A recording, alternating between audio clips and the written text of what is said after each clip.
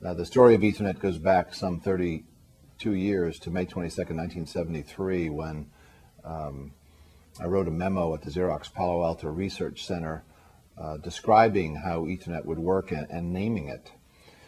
It was my good fortune to be the first person in history given the job of networking a building full of personal computers. You have to remember that in 1973 there were no personal computers.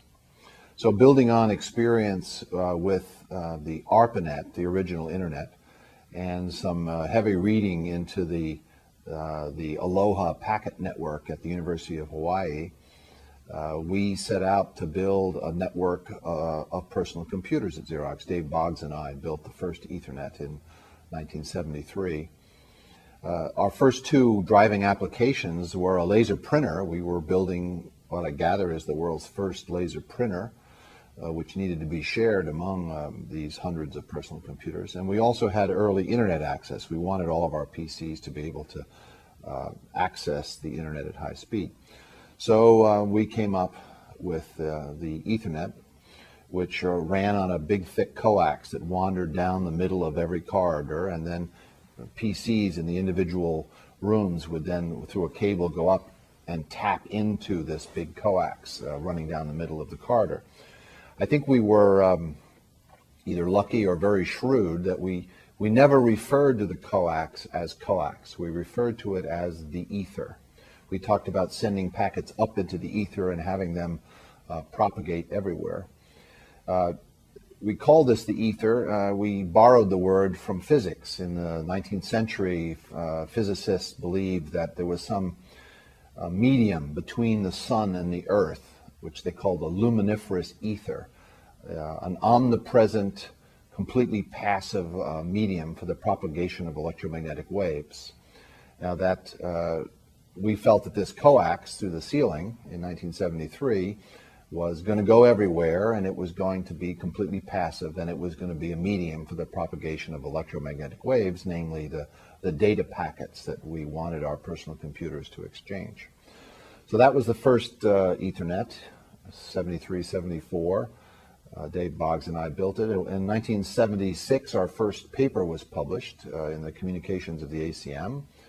And then in about 1979, June of 79, I started 3Com Corporation to build Ethernet-compatible products because by then Xerox and a company called Digital Equipment Corporation and Intel Corporation had decided to use Ethernet as a standard for the interconnection of their products.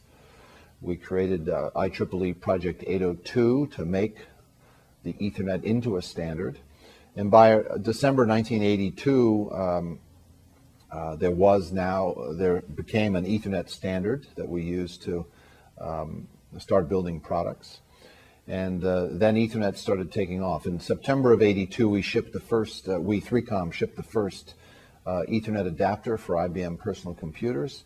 And by 1984, 3Com went public. It was being so successful selling these Ethernet cards for PCs.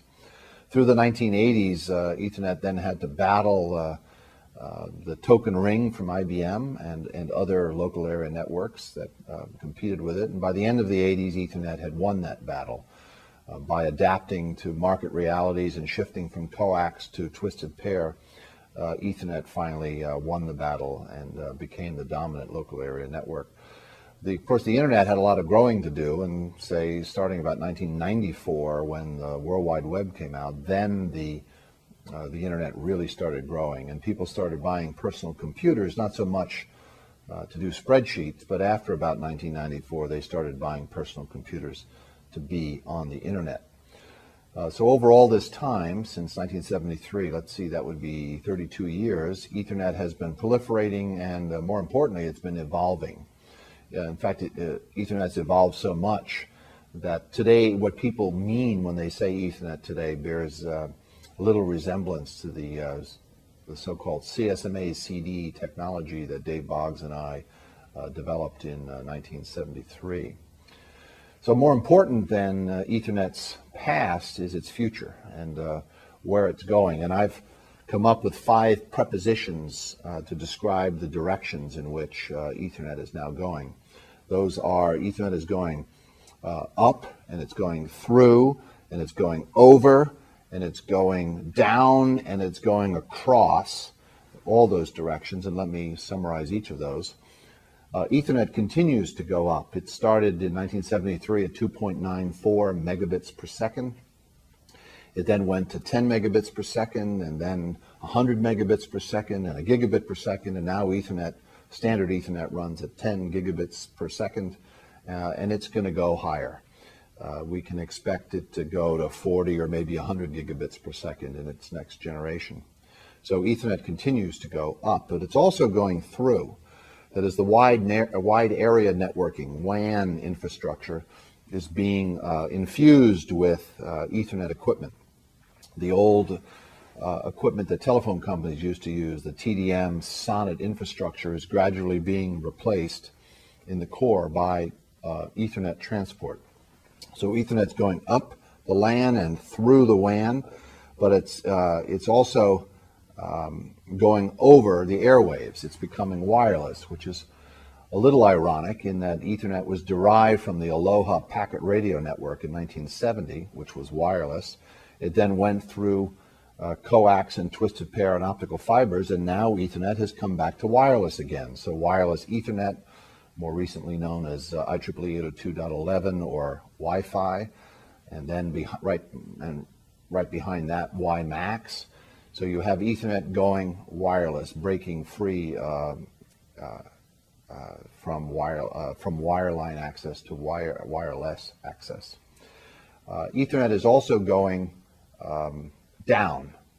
We've spent the last 30 years networking personal computers, but now Ethernet and its variations and descendants are now going to network subpersonal microcontrollers or embedded microcontrollers, of which there are more than 8 billion shipped every year. Those microcontrollers are today largely unnetworked and therefore less valuable and more expensive.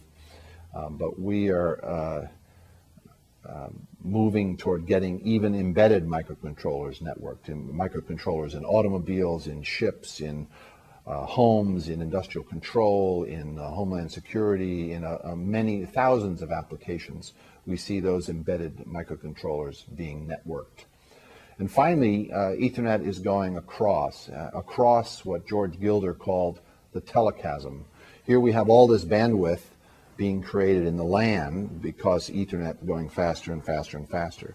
And here we have all this bandwidth in the WAN, the wide area network, being created through the proliferation of dense wave division multiplexing.